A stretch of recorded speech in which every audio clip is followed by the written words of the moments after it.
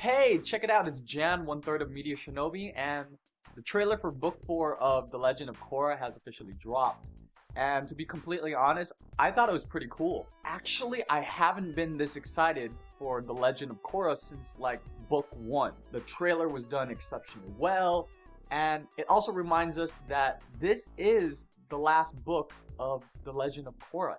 And after that, that pretty much wraps up the series and potentially the Avatar franchise. So the first thing that obviously comes to mind when watching this trailer is the time skip, and more specifically, it's been 3 years since the events of Book 3. The fact that The Legend of Korra is actually implementing a time skip into the story itself, to be honest, I don't really have an opinion on it as of right now, simply because it's too early. Time skips are usually hit or miss for me when it comes to these situations. On one hand, yes, you get to skip over unnecessary content, but at the same time, that content might have actually potentially added value to the overall series. So it all really comes down to the premiere of Book 4, more specifically the first couple of episodes, simply because one of two things are going to happen.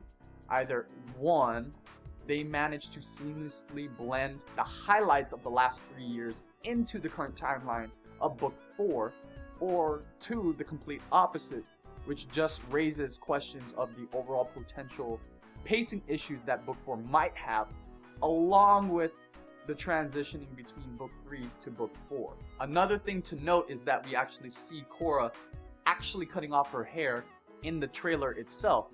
And, you know, that leads to the new character design of Korra that we are already aware of. You know, the news got out like about a week or two ago. And I definitely like how they included it in the trailer itself, simply because it's kind of a throwback to Avatar: The Last Airbender, where Zuko cuts off his hair in Book 2. As for the rest of Team Avatar, aka Mako, Bolin, and Asami, we finally get to see what they look like after 3 years.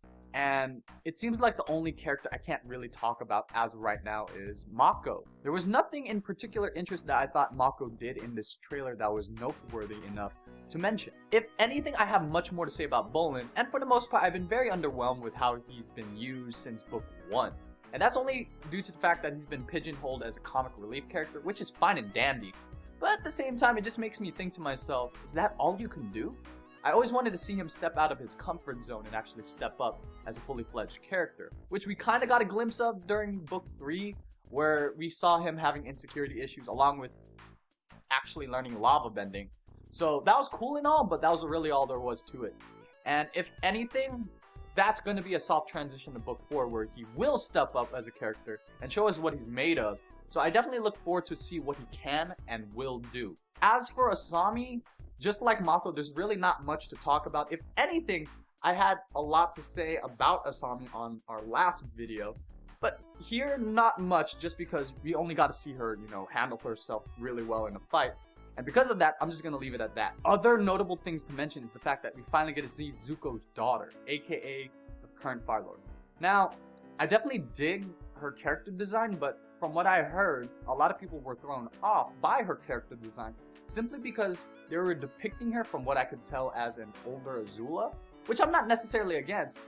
It's just I definitely like how The Legend of Korra has provided a lot of variety when it comes to character designs. Just because you're related to a certain individual doesn't mean you have to be the spitting image of them. It's also been confirmed that Toph is going to show up in some shape or form. Now, it's not guaranteed whether she's alive or not, simply because it was very ambiguous in the trailer. Korra basically just finds her. I mean, for all we know, she could even be an illusion.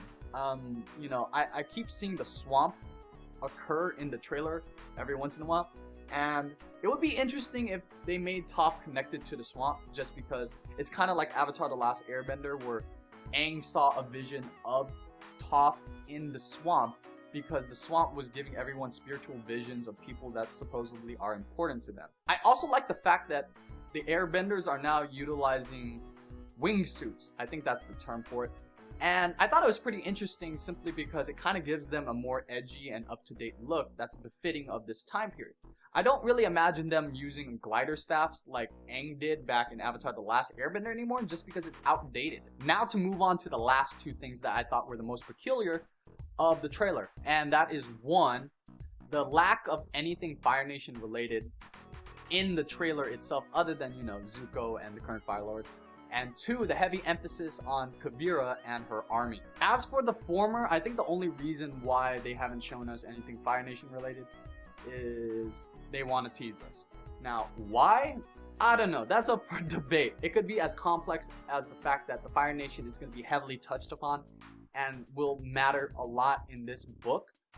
Or they're just going to kind of touch upon it for like a couple of episodes, but then leave it at that, and it doesn't really matter to the story. As for Kavira and her army, I will say that the idea of her being an antagonist for this book is definitely a lot stronger.